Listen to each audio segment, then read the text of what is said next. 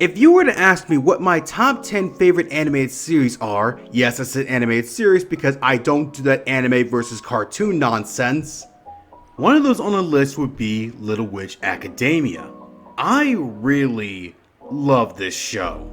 This show makes me feel so wonderful. So much so that me, a grown-ass man in his mid-20s, will work out in the gym with a Little Witch Academia shirt with pride.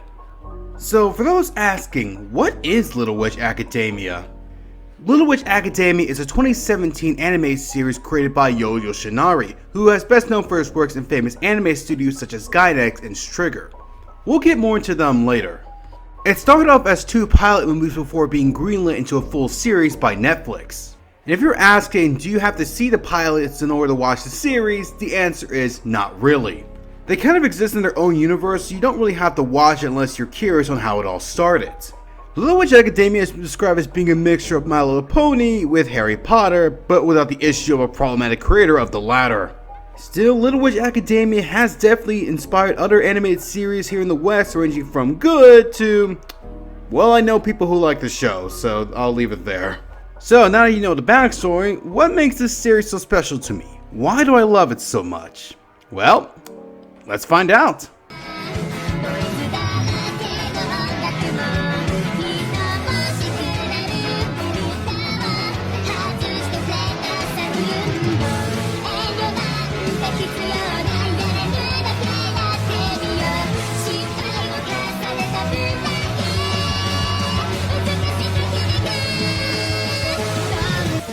Little Witch Academia tells the story of a young woman by the name of Atsuko Kagari, or Ako for short, who attends a prestigious all-girls school called Lunova Academy, which teaches witches how to use magic.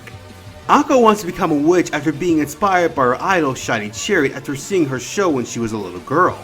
However, the problem is, Ako can't use magic, and when she does, it always ends in disaster. This has led her to being bullied and ostracized by her classmates. It doesn't help that she is upstaged by Diana Cavendish, the star student who has a one-sided rivalry with her. However, Ako does find the friends who will support her in her endeavors and is tutored under Professor Ursula, who is actually Shiny Chariot in disguise. What a twist! With the help of her friends and Chariot, Ako eventually learns the skills to become a witch. Along the way, Ako also finds the Shiny Rod, Chariot's old wand, and must find the 7 words in order to unlock the Grand Triskelion, which allows the user to have the ability of world-changing magic. However, a new teacher by the name of Crow Meredith comes in where she plots to use the magic for her own nefarious motives. So the story is your usual coming of age, but here I think it's done well. You see, I cannot talk about the story without talking about its characters, as the show is very character driven. Let's talk about our main lead, Ako Kagari. Ako is what I would like to describe as the typical shonen protagonist in a female's body. She has to struggle to keep up with her classmates as because she can't use magic, she's seen as a joke. Her optimism and determination is what keeps her going, and despite all the obstacles in her path, she perseveres in order to achieve her goal. But she has to work hard to catch up and achieve her dream. And yes, I know everyone likes to shit on the shonen protagonist formula, but there is a reason why it's so successful. Yet, Ako is one of my favorites because she is so captivating and actually does the trope well. You really want her to succeed in her trials and become the witch that she so deserves to be. We see her learn patience and certain values and morals that will make her get better as time goes on. Even when she's offered a shortcut, she refuses as she doesn't want to take the easy road and refuses to leave the people she loves behind. Also, my girl supports labor rights, so she's cool in my books.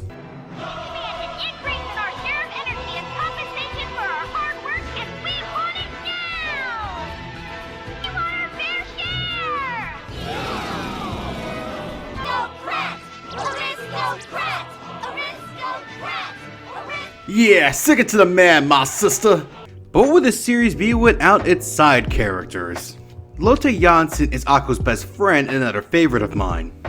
She is an adorable little nerd who serves as the voice of reason in their circle of friends. Lotte is a shy but supportive girl who geeks out for a book series called Nightfall, which is basically if the Twilight books never ended and just went on for centuries. I know for some of you that sounds horrifying, but for me, I'm not going to judge. Honestly, I think we overhated that series. What I love is that after meeting Ako, Lotte learns to break out of her shell as time goes on, that it's okay to take risks and pursue goals, and even stands up to bullies. However, Lotte teaches Akko that it's okay to admire someone and not follow in their footsteps, even though liking something doesn't mean you can do it just as good, if not better. This is a case where she's given the title of the new writer of the Nightfall series after winning a trivia contest from the original author.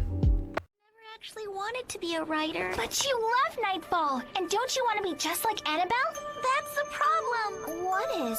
You may idolize and want to be like Chariot, but that doesn't mean I want to be like Annabelle. I don't need to be doing the same thing the person I look up to does. There are a lot of things that I'm not very good at. That's why I love cheering on people who are good at those things.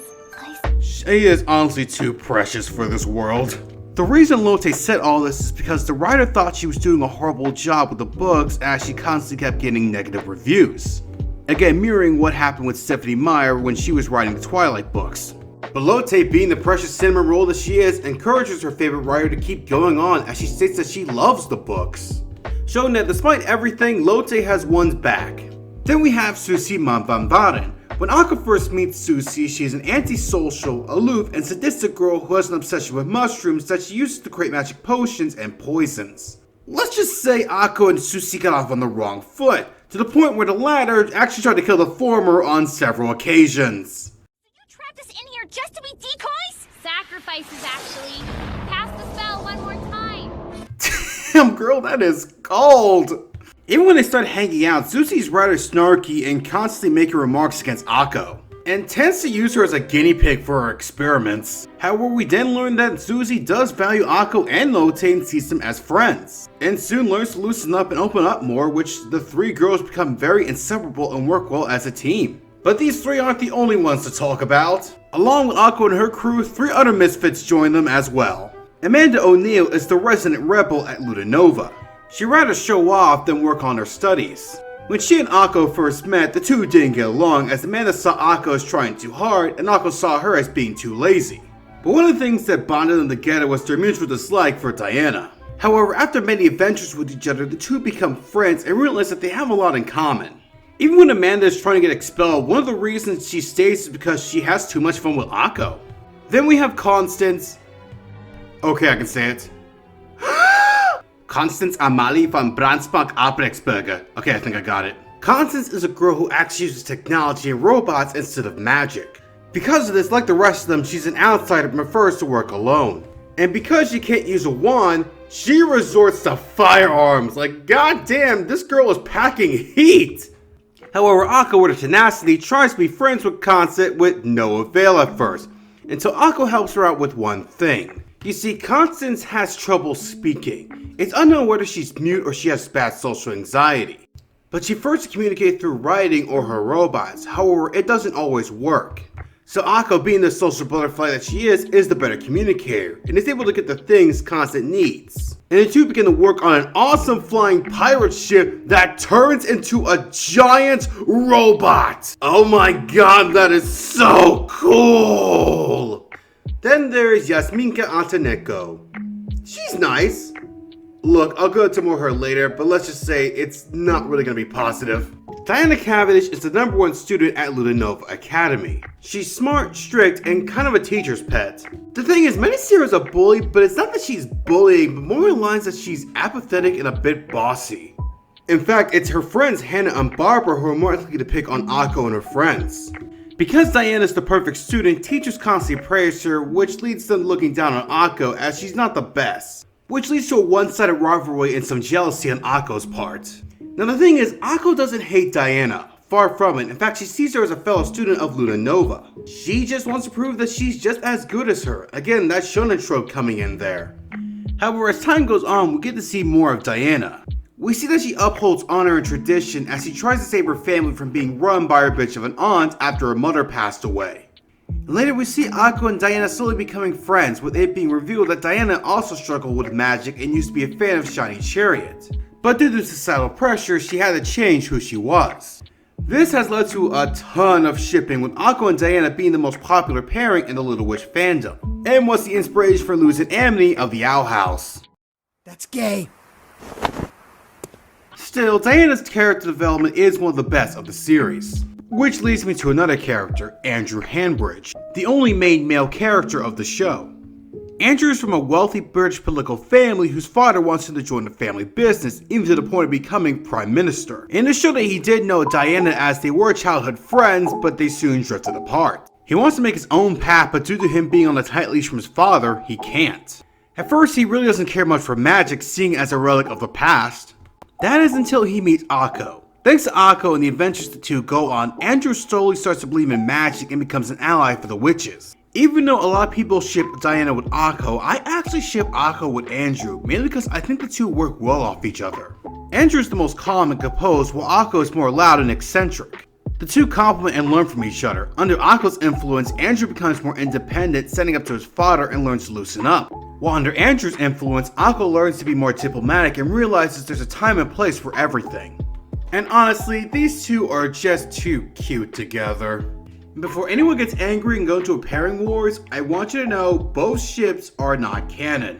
The creator has given hints that Akko can end up with either one of them. Or both of them. Go Polly if you're into that shit. I'm just a guy talking about his favorite ship. We're all allowed to have fun here. Speaking of which, we now move on to top waifu Ursula Callices, aka Shiny Chariot, real name Chariot du Nord. So I'm just gonna get this out the way. Chariot's got a fat ass, my dudes. I mean, I let her ride on my broomstick if you know what I mean.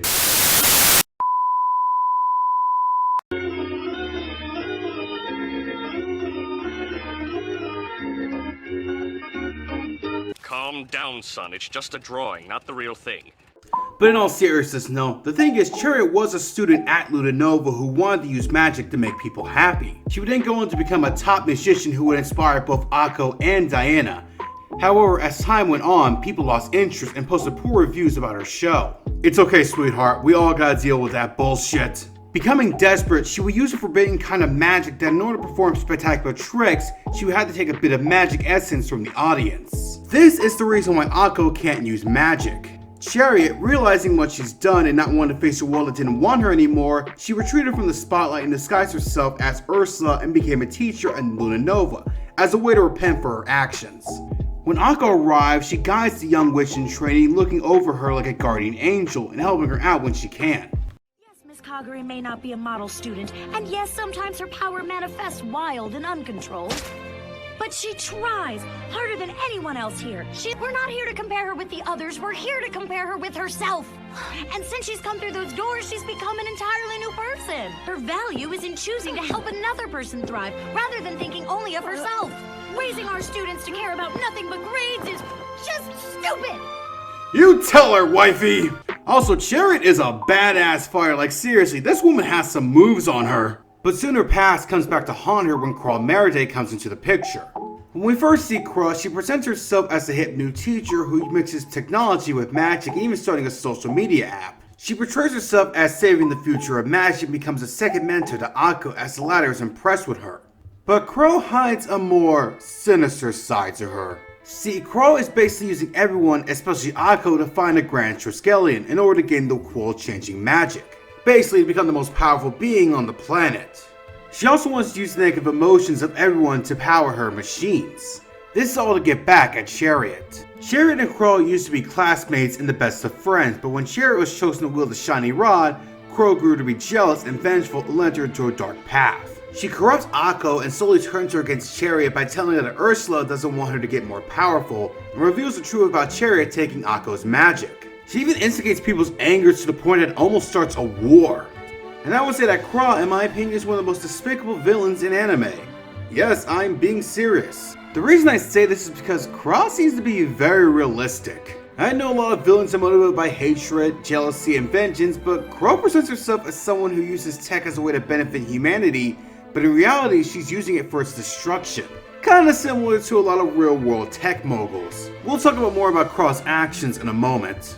Now, the thing I want to talk about is the world building. The world of Little Witch Academia is, well, for lack of a better term, magical. It's a world that mixes fantasy with modern day, as magical creatures do walk around like it's normal. However, there's a theme in Little Witch that I don't hear people talk about, the constant fight between tradition and progression. You see, in the world of Little Witch Academia, magic is dying and is being replaced with technology. Many of the witches try to hold on to tradition, but it's only slowing down the students and it has even put the school under financial pressure. So much so that in one episode, a tech-savvy dragon uses it to scam the school, though thankfully Diana was there to stop him. The traditions of the witches has been seen as backwards and harmful to many of those that came before, such as sacrificing students to a giant sad monster. Don't worry, the students don't die, but let's just say that they have to let nature take its course. Or when Diana must leave school in order to secure her position as head of the household to keep it from being run to the ground, even though she is 16 years old. However, when Krog comes in, she presents her tech as a way into the future, but as I stated, the over-reliance on technology can be a bad thing, as it can be used for evil purposes and to spur up hatred. In the show, after losing a soccer game, people get upset to the point where it leads to a war. Krog's social media app creates hatred among the populace, even the government doesn't want to seem weak to the opposing country. So much of this hatred ends up launching a nuclear missile. And for some of you, you'll be saying, oh, that will never happen in real life. I asked you to look up the football wars. No joke, in 1969, 2 countries in Latin America went to war over a soccer game. Okay, there was more reasons for that, but it was the game that sparked it off the most. Now I've seen how you European soccer fans act. You make Philadelphian sports fans look sane in comparison. And we see this all the time, how social media is used to stir up old rivalries and promote hatred. Little Witch Academia shows that there needs to be a balance between the two. Sometimes traditions need to be changed in order to fit the modern era, and sometimes need to be left in the past. But at the same time, while progress can be a good thing, if it goes too fast or is left unchecked, it can lead to disaster. That while tradition is nice, sometimes the old ways aren't the best, and technology is great, but in the wrong hands, it can be bad for everyone. And the show does its job of showing the good and bad of both concepts. Now I must move on to Little Witch Academia's most well-known feature, its animation. The animation was done by the ever so awesome Studio Trigger, which has animated such amazing stuff such as Kill la Kill, Promare, Space Patrol Ludico, and Brand New Animal. If you know anything about Trigger, it's that they're more quality over quantity as they bring out their best artists to show some of the expressive and most beautiful animation out there in the industry. This is all thanks to the creator, the aforementioned Yoshinari, and his team. Yoshinari was once an animator at Trigger's predecessor, Gainax, where he worked on iconic anime such as Neon Genesis Evangelion, Fooly Cooly, Gurren Lagann, and Pantheon Stalking. Yoshinari has also stated that he is a huge fan of Western animation. So using their experience in the anime industry and love of Western cartoons, Yoshinari and his team have made a product that has appealed to fans of both styles of animation. And I gotta say, the series finale had me at the edge of my seat. So, due to Crow's fuck up, a nuclear missile is launched. So in order to save the day, our 7 main witches have to stop it. Their venture is viewed across the entire world and, well, to describe it perfectly, you know that scene in Dragon Ball Z where Goku's trying to make a spirit bomb in order to defeat Majin Buu, and with the help of Mr. Satan, everyone on Earth gives him the energy to do so? The same thing happens here as well, with everyone giving the energy to the witches, and I'll be honest, I was one of those people. Even though I couldn't do shit, I'm one of those people who was just cheering them on. Like the dork that I am, I literally had my hands raised and say, take my energy! Oh man, that's too much. And finally, the last positive I will talk about Little Witch Academia is its music. The music in this series is just so beautiful. While the first 2 openings are great, with the first opening, Shiny Ray, always putting a smile on my face, it's the second one, Mind Conductor, that truly gets me pumped up for the show. The 2 outros on it have a more calm feel to it, and while not my cup of tea, they are very nice on their own. But the background music is definitely where the show stands out for me. The composer for this series was Michiru Oshima, who has an impressive resume of working on various video games, anime, and movies, with some of her works including 3 Godzilla movies, Fullmetal Alchemist, and Legend of Zelda Twilight Princess. The music varies from fun and comedic to sad and serious, with having a beautiful orchestral sound to them. Though Chariot's theme is where you know the big moment's about to happen, it usually brings a tear to my eye. Now that I'm done praising the series, does it have its problems? Yes, it does. After all, nothing's perfect. While I have praised its characters, there's some issues along with missed opportunities I have to talk about. For starters, let's talk about Akko herself. As much as I love her, there is one issue I do have to say. So remember when I told you that she had the positive attributes of a shonen protagonist? Well, she also has some negative traits as well. Too headstrong for her own good, says something without thinking, and can come off as a bit dumb, but this is more earlier in the series and she gets better as time goes on. Now we have Lotte. Now don't worry, nothing's wrong with her personally, but there's something that wasn't expanded upon with her. You see, in the series it's said that Lotte can talk to magical creatures and spirits, but that kind of ability isn't really used much. In fact, it can be downright forgotten. Because it's not used as much, it doesn't help add much to Lotte's character trait besides being nice and liking Nightfall.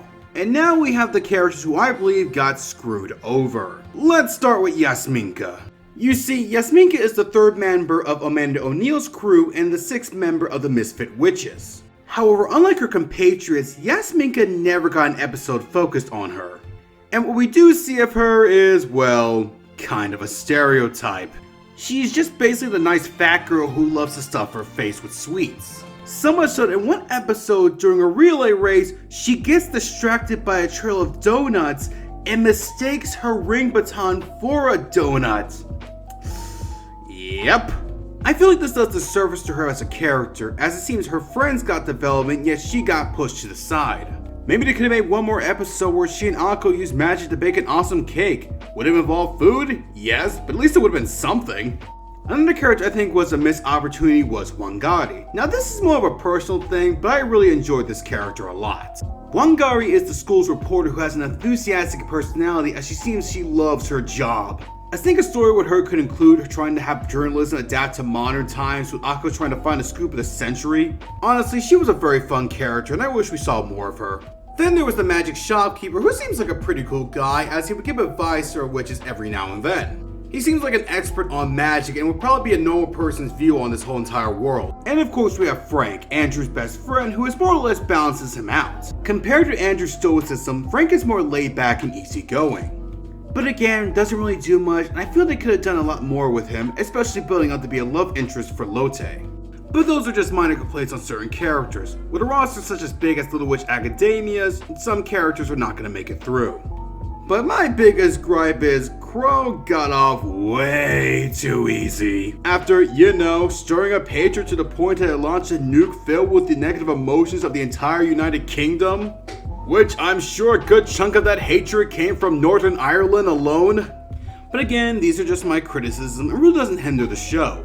So for the longest time, fans wanted another season, and I used to be one of them, but as time goes on and rewatching the series again, I realized that they really ended on a high note and it's okay that they don't continue. I'm honestly glad Trigger is not milking this series and experimenting with other stuff. That being said, if it were to come back, I would definitely be excited and hope for the best. Overall, I love Little Witch Academia. It's a show that truly fills my heart with joy. And honestly, if you're interested, it's on Netflix so you can watch it from there.